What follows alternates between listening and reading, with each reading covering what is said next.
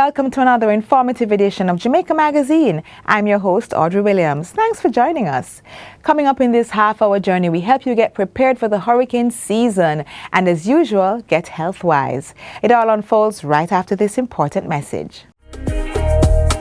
The Hybrid Jamaica 60 Diaspora Conference will be held June 14 to 16 under the theme Reigniting a Nation for Greatness. Join us online at Access or Plenary Discussions, Virtual Marketplace, Fast Track Government Services Online, Diaspora Hubs, and our exciting entertainment package with featured speaker Microsoft Chief Digital Officer Jackie Wright. Be a part of this Jamaica 60 global event. Register now at no cost at mfaft.gov.jm/JA60 Diaspora CONF.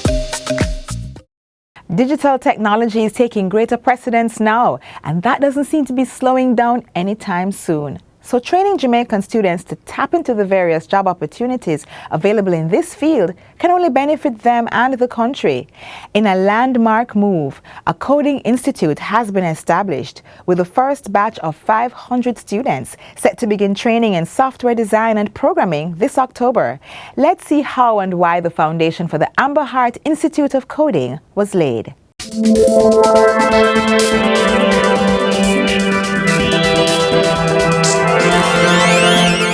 Last year, the software development market was valued at $487 billion. The largest exporters of software remains India, China, Eastern Europe, and you can see here, Northern and Central Africa and Europe remain the largest importers for software developers, but the demand far outweighs the supply. Jamaica is uniquely positioned to take advantage of this growing need. We connect and we innovate. And now they will know the new us. In this ever-changing, fast-paced, technology-driven world, we are ready to soar. The Amber Heart Academy will ignite the passion and creativity of our youth. And with technology as the drive of change, will seal Jamaica's fate as a global leader in innovation. This initiative will see the training of young Jamaicans as software developers to create cutting-edge technologies that will be a benefit not only to their future, but a benefit to the nation as well, which is a joint effort of the Amber Group, the Heart NSTA Trust, the Hope Program, and the Art of Living Foundation. We mobilized the Heart recruitment process island-wide, and the response was overwhelming. This demonstrated to us from the very onset that this program was indeed a step in the right direction for our youth as well as for our country. We first conducted psychometric tests to determine suitability for the program, and then the shortlisted candidates were interviewed, after which a final selection was made.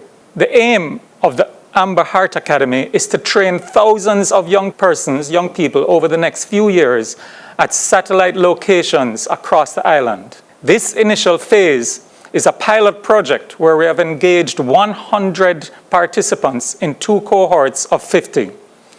These participants will be engaged in an intensive and immersive 6-month training program taught by a team of highly qualified master coders from the Amber Group, after which they will undergo a 6-month internship program. This hands-on internship program will see them co-developing software programs alongside senior developers. At the end of the program, all successful graduates will be NCTVET certified and guaranteed jobs through the Amber Group.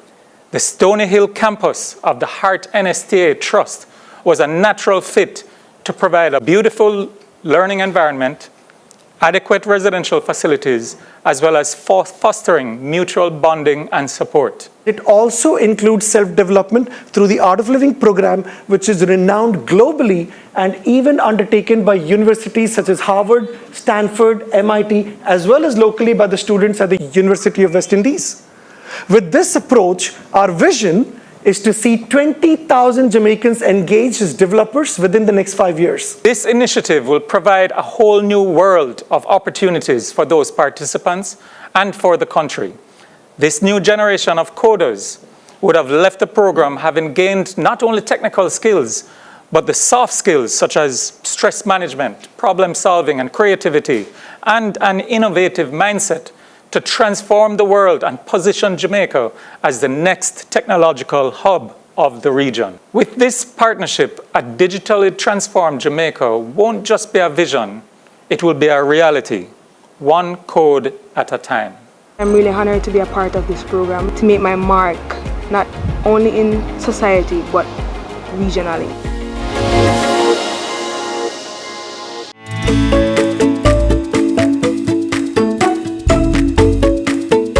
Lowering the sodium content in children's diets today can help prevent heart disease later in their life, especially for those who are overweight. Shake the salt habit, shop smart and cook smart. Use less or no salt when cooking. Try using fresh herbs and seasonings to add more flavor. Limit the consumption of salty snacks.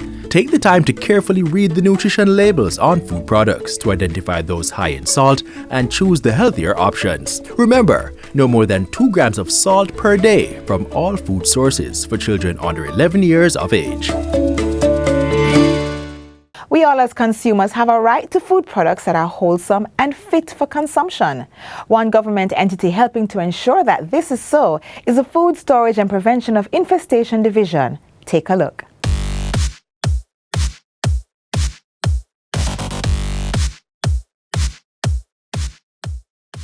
The Food Storage and Prevention of Infestation Division is mandated to ensure the wholesomeness of food entering commerce. So it's a division that is geared towards food safety. And to do that, we have an inspectorate unit, that is our frontline unit, that would go to the various points of entry, to anywhere that stores food. So we have inspectors stationed at the ports of entry, at supermarkets, warehouses, we check containers. Inspectors are almost anywhere where food is stored. The Food Storage and Prevention of Infestation Division has been accredited to the ISO 17020 standard, which certifies their competence in doing food and field inspection in premises, containers, and on ships. We also do breeding for schools and universities. So yes, we do that with the rats. We actually do trapping as well. We go out into the field and we do trapping. So at various locations, we'll take some designated rat traps and we go out and we would trap rats and we breed them in-house. The division also comprises of a rodent biology and control unit where they conduct efficacy testing to see how effective rodenticides are on the rats. There are some myths floating around with rats and how to keep rats away. And one of the myths is that you have to spice up the poison for them to eat it and to die, which isn't really so. It's best not to add things like gravy or other foodstuff to the poison. What you want the rat to do is to eat as much of the poison as possible. Another myth is that by using select rodenticides, you will not be able to smell the rat once it dies. The smell of the rat has to do with really how the time at which it dies and how far it is from where you thought it died. Another myth is that the rats can't climb on wires. Some of us would really see that, you know, they can climb on wires. You can see them on utility wires. Another myth is that if a rat bites your fruit, for example a mango, you can cut off that bitten portion and eat the rest. No, it's best to discard it and best not to eat it, because if the rat has eaten part of it, they could mess on the rest of the fruit, so you wouldn't want that. So if you have a fruit that is bitten by rats, best to discard it. In addition to the Rodent Biology and Control Unit, the Food Storage and Prevention of Infestation Division also has other testing laboratories such as the Pesticide, Residue and Microtoxin Unit a microbiology unit, and an entomology unit. For more information on the Food Storage and Prevention of Infestation Division, an entity under the Ministry of Agriculture and Fisheries, visit or call them at their offices at 15 Gordon Road in Kingston or 30 to 34 Market Street, Montego Bay, St. James.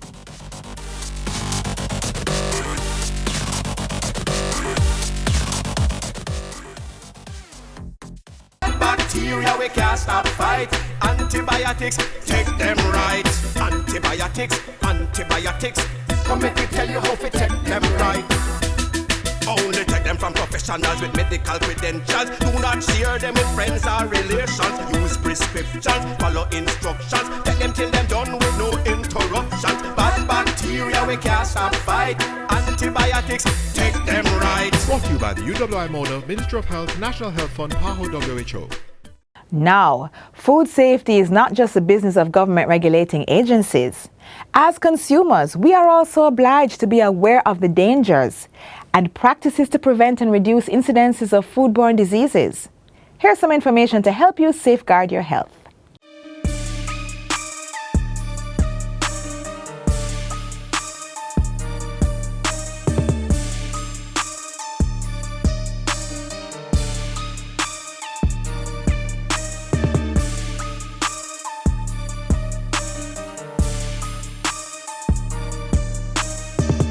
Dangerous strains of bacteria such as E. coli and Salmonella can cause serious health problems when the food we eat become contaminated through improper handling and not being properly cooked. In light of the dangers, there are some important precautionary measures we must observe to protect our health.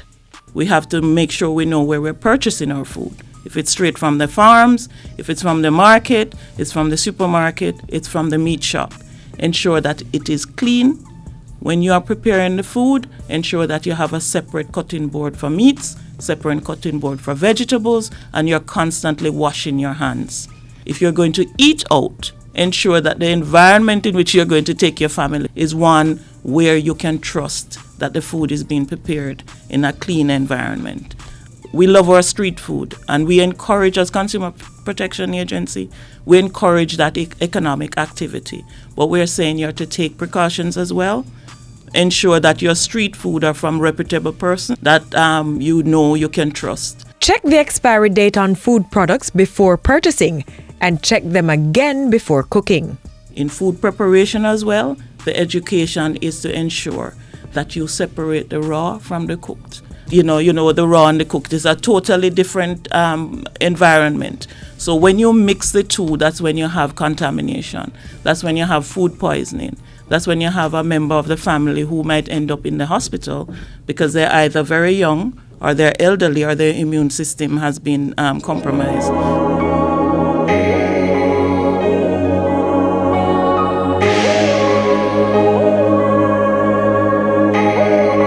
Discard any food that looks or smells questionable. Don't allow your food to stay open and accessible to flies. Containerize and refrigerate or freeze leftover food before 2 hours after cooking. And always store meats and seafood in sealed containers. The second thing about food safety is you have large amounts of food laid out for a couple hours or more, and the family keeps coming back, dipping, visitors coming, dipping. You have to ensure if you have the food out for more than 2 hours, hot food, be very careful, especially if you add sauces and other condiments on the food.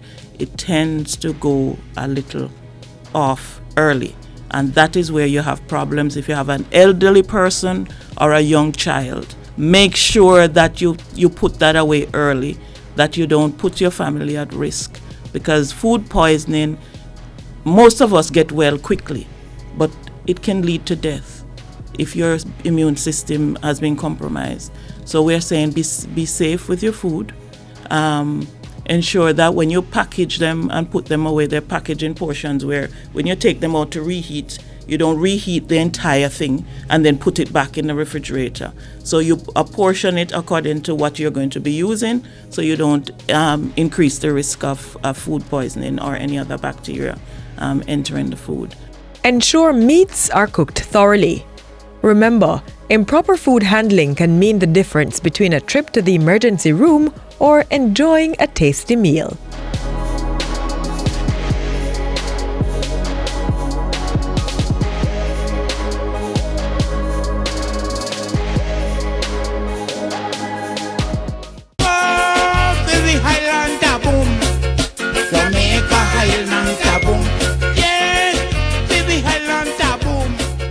Jamaica's 60th year of independence, and the GIS team is in the streets to hear your voice.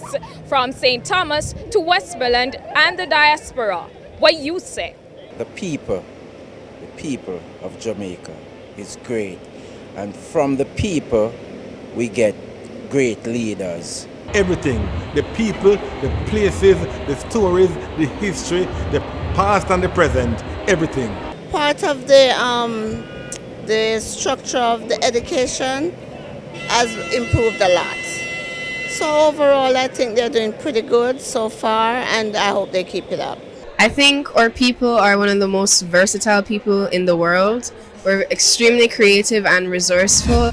More tourists come here, you get job frequently, and everything is okay. A great Jamaican look like all of us. Look like me, look like you. Look like Bob Marley, look like Miss Lou.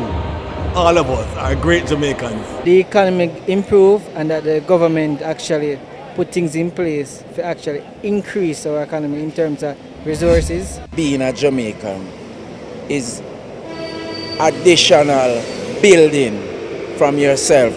Not sure me a small man, me can build this too. Build it with the love. Just like how Usain Bolt build it. As a Jamaican, we are proud. Yeah? And we personally, when a Jamaican is in the room, you will know. I feel proud to be a Jamaican, love my Jamaica, not leaving here. And no matter what the crises are, I still love Jamaica. A lot of us overseas can come back, and those are in the medical field can donate some time, some equipment, some on the educational wise literatures and stuff like that. I want to explore my potential in the arts, specifically dance and singing, and be able to, as I said, embody that culture and be able to, when I get older, teach it to the younger generation. We remain in the fifth wave of COVID-19 transmission, and while the current strains of the virus in circulation are less likely to cause serious illness and death, the threat to vulnerable persons still exists. So, caution is urged. Up next, we'll get an update and the answers to some of the questions you might have.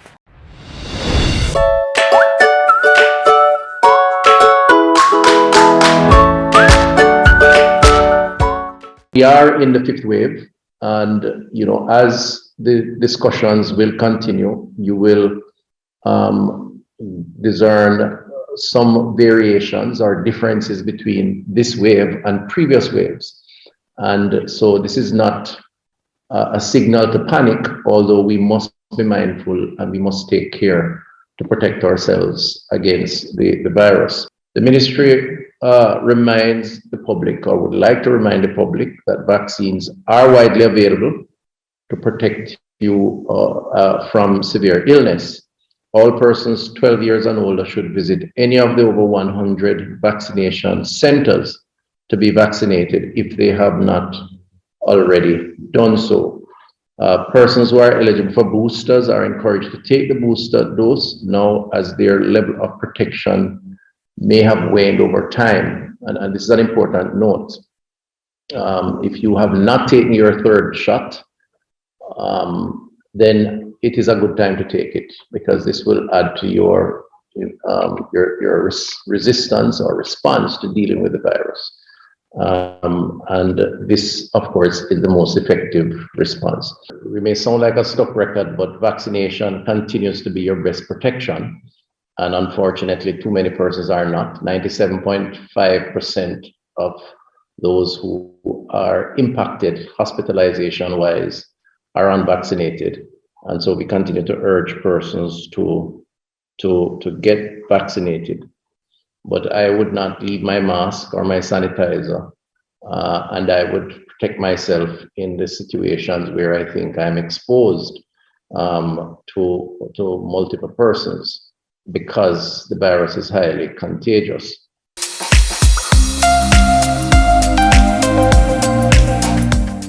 to keep our children out of school beyond the 2+ years that they were out would have had and has had a debilitating effect that is far more intense than them being in the school environment, even at the risk of contracting COVID. The evidence is suggesting, the data, that while we are having cases in the schools, and the schools do have a capacity to do testing, working with the Ministry of Health, we have the home test kits, and if there are further suspicions, we elevate that to the health centers or the hospitals for further testing. While we are seeing positive cases, we're not seeing cases that are severe to the point of hospitalization or even death. And that is the normal trend globally. And I think that's very important. So I'm not suggesting that it is risk-free. I'm suggesting that we are suggesting as a government that there is a greater risk to isolating them for so long. We again disseminated a recent bulletin to the education system, alerting our stakeholders about the current situation and reminding them to enforce the COVID-19 protocols to ensure the safe operations of schools. School administrators were also asked to resensitize all key stakeholders about the protocols to be observed, including the frequent washing of hands, temperature checks, wearing of masks, mask breaks, and so on.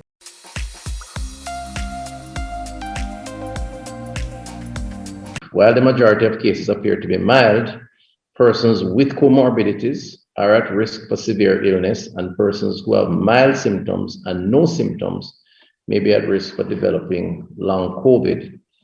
And so the public is therefore encouraged to practice infection prevention control measures, including the wearing of masks, hand washing, physical distancing, and very importantly, staying at home.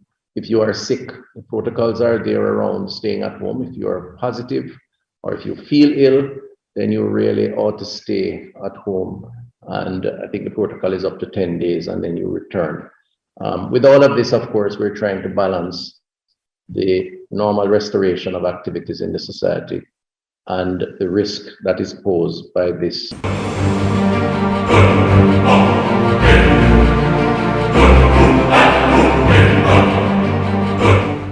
What a way you're full of our roots and culture. That was in Jamaica 60. Jamaica 60? What a piece of news, Miss Matty. I feel like my heart going bust up. Just in, the island of Jamaica is on the verge of celebrating its 60th year of independence. I only way to celebrating it. They say the people them, you know, them come here, you know. But you see, when our people decide, say the other people them free paper, burn up, them say if it's war, start it, whatever. We all collect medal, panta fight, you know. Medal. Amount of tongue we did them, The celebrations are slated to begin on January 1st, 2022. Organized by the Ministry of Culture, Gender, Entertainment and Sport. We have more in this report. I am on site and planning activities are ablaze. Persons are advised to download the Reggae Jamaica app to know what it pre. Why pre? Activities for the Jamaica 60 celebration. If you download the app to get the updates then. The annual Atlantic hurricane season spans the period from June 1 to November 30. During this time, natural weather events such as storms, hurricanes, and floods can develop and pose a threat to life, livelihoods, and property. Up next, we examine Jamaica's vulnerability to such disaster events and the need for us to be prepared to mitigate against the harmful impacts.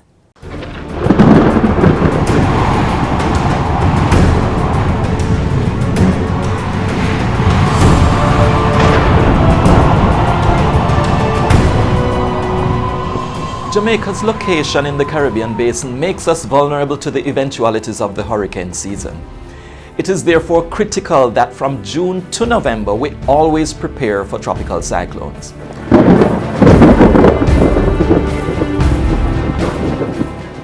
The location of system formation and their usual paths places Jamaica at risk for the entire 6 months of the hurricane season.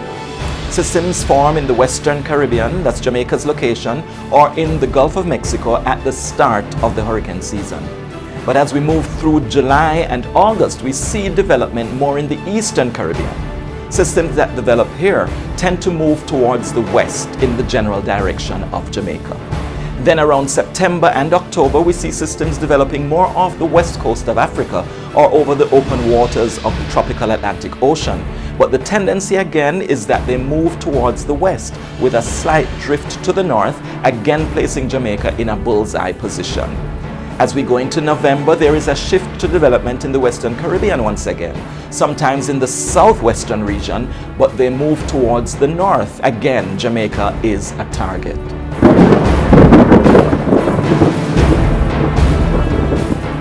So if we look at the trends over the last 18 years, from year 2000 to 2018, we see that several systems have affected the island, such as Hurricane Ivan in 2004, Dean in 2007, or even Sandy in 2012. Many people say that Ivan only passed close to Jamaica. It never really hit us, but it was a direct hit. We came within the ambit of the most tremendous wind speeds that are associated with a tropical cyclone. The eye wall moved over the southern coastline. Dean in 2007 was another hit for us. The center of the system was off the south coast, but again we came within the eye wall of Dean as it moved along the south coast. And in 2012 we had that visitor from the south. This was Sandy, moving over the eastern part of the island, making its entry near Harborview and exiting around Port Antonio on the northeast coastline. It moved across the island as a Category 1 hurricane. We also had some systems that had unexpected but significant impact over the island. We had Wilma in 2005. This was one of the most powerful hurricanes ever formed. The system lingered in the early stage of development just off the southwest coast of Jamaica. We got 2 weeks of heavy rain, even though it did not move over the island. And then in 2008, you might remember Gustav. Gustav caused significant flooding and devastation as it moved across the country. And it was not even a hurricane, it was a tropical storm. Then there was Nicole back in 2010, which caused severe flooding even though it was not even named a tropical storm when the rains were pounding the island.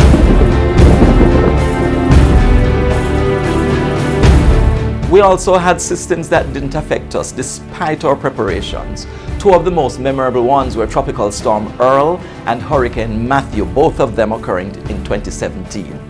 If we look at especially Matthew, all the models were projecting a direct hit for Jamaica, but that is not what happened. Instead, it moved a little toward the east and it devastated Haiti. Some persons may use this as an excuse for not taking hurricane warnings seriously, but remember that despite the technology and the advances that are made in predicting the path of these systems, tropical cyclones are still somewhat unpredictable. It is always better to be prepared for systems that might hit, but don't, rather than be unprepared for one that hits us.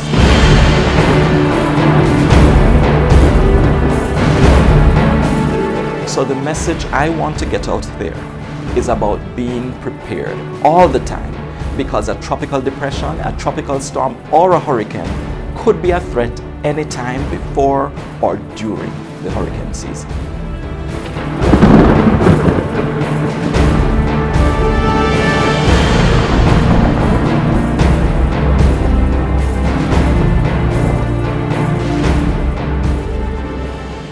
This is where we leave you inside Jamaica Magazine for today. Be sure to join us tomorrow for another show.